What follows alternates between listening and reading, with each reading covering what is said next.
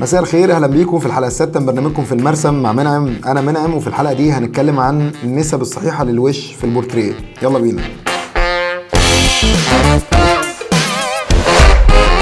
طبعا يا جماعه انا عندي خبر حزين شويه. احنا الحلقه دي هي تبقى اخر حلقه في السلسله المبدئيه لتعليم المبتدئين في برنامجنا، وهنتكلم النهارده عن النسب الصحيحه في الوش، او بمعنى اصح احنا اتعلمنا في الحلقات اللي فاتت ازاي نرسم عين ومناخير وبق ودان وشعر. ما فاضلش غير ان احنا ازاي نوزع الحاجات دي كلها جوه الوش بالنسب الصح بتاعتها. فلو انت ما شفتش الحلقات اللي فاتت هتلاقي لينك ليها تحت في الديسكريبشن، واتفرج عليها. وتعالى دلوقتي الحلقه نكمل ازاي نعمل نسب الوش الصحيحه. مبدئيا كده مفيش حاجه اسمها نسب وش صحيحه، دي نسب احنا كده يعني رسامين بالملاحظه كده بالتجربه لقينا ان هي تقريبا بنسبه 90% ثابته عند اغلب البني ادمين يعني. بس طبعا هي لو في نسب صح ثابته كنا كلنا بقينا شبه بعض. فانا هحاول بطريقه سهله في وجهه نظري ان انا اشرح لك ازاي تقدر ترسم وش مظبوط ما فيهوش ميستيكس، يعني ما فيهوش حاجه قد قوي عن العين يعني. بس اغلب الرسامين بعد فتره كبيره بيرسموا كل الحاجات دي بالاحساس، يعني اللي انا هقوله دلوقتي ده انت هتفضل تتمرن عليه بس فتره صغيره قوي، بعد كده هتلاقي نفسك دايس زي الصاروخ فيه، مش هتحتاج تعمل بالتفاصيل اللي انا هقولها دلوقتي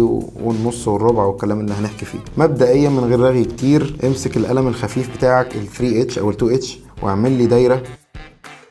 طبعا اوعى اقول لك اعمل دايره تجيب برجل وتعمل دايره، كله بايدك، بس حاول على قد ما تقدر تجيب دايره منتظمه بايدك. بعد كده في نص الدايره دي هنعمل خط مستقيم. الخط اللي قدامنا ده للاسف هنقسمه 4/4 برضو بالاحساس، ربع 2 3 4.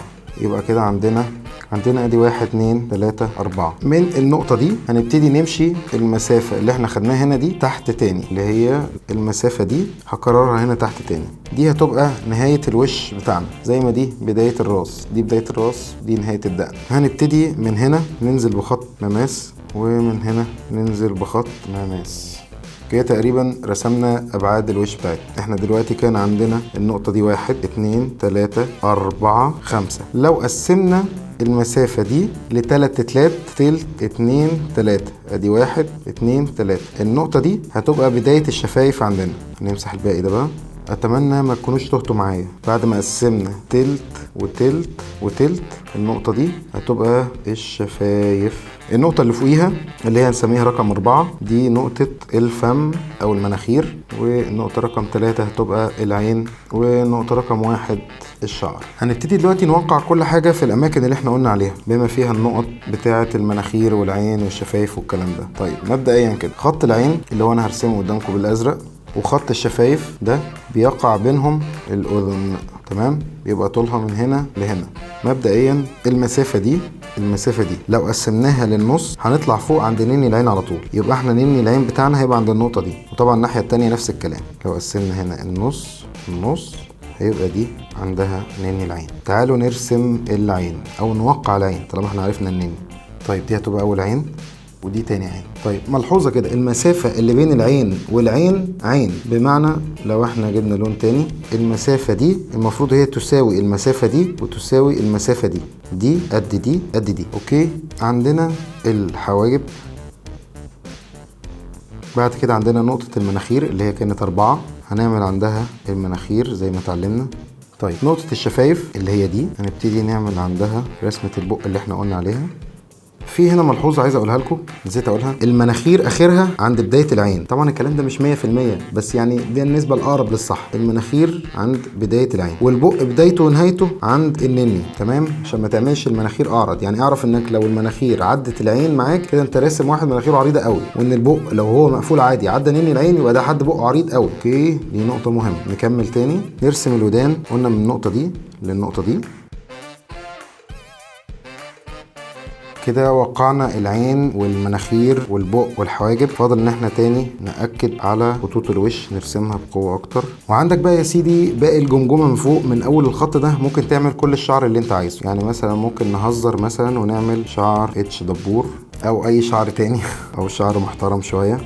ارسم اي شعر في الجزء اللي فوق، اعمل اللي انت عايزه. فدي تقريبا النسب المظبوطه انك ترسم وش، بس هو ملهاش طريقه واحده. ممكن ناس ما تفهمش الطريقه بتاعتي دي قوي، بس يعني دي اكتر طريقه بسيطه الى حد ما، مش معقده. في طرق معقده قوي وفي بالاحساس. انا عن نفسي برسم بالاحساس، انا ما برسمش بالطريقه دي. يعني لما اجي انا ارسم بورتريه ما برسمش بالطريقه دي، بس ممكن في فيديوهات جايه قدام وفي حلقات جايه قدام اكيد هقول لكم ازاي نرسم بورتريه لايف. اكيد مش بنعمل الكلام ده، وازاي تمرن نفسك انك ترسم باحساسك مش بالطريقه دي. بس مبدئيا انت محتاج تتمرن على الطريقه دي كتير لحد ما تجيبها مظبوطه. لو عايزين نراجع تاني هنراجع تاني مع بعض. هنقول احنا بدأنا ازاي. تعالى تاني من الاول. اول حاجه احنا عملنا دايره زي ما انت شايف، قسمنا الدايره لاربع تربع، 1 2 3 4. تمام. بعد ما قسمنا الدايره اربع تربع، من النقطه رقم 3 خدنا المسافه دي عدناها تاني تحت، فظهر لنا الجزء ده. من هنا قدرنا نحدد بدايه الراس ونهايه الراس. بعد كده ابتدينا ناخد المسافه دي ونقسمها تلت وتلت وتلت، وقلنا ان في اول تلت هنا هيبقى ده خط الشفايف. لو حابين توقفوا الفيديو في اي وقت وتاخدوا سكرين شوت للخطوات دي عشان تبتدوا تنفذوها انتوا لو بتنسوا، مفيش مانع، خد سكرين شوت وابتدي فكر نفسك دايما على طول. دي طريقه برضو ظريفه انك تتعلم. اوكي تمام.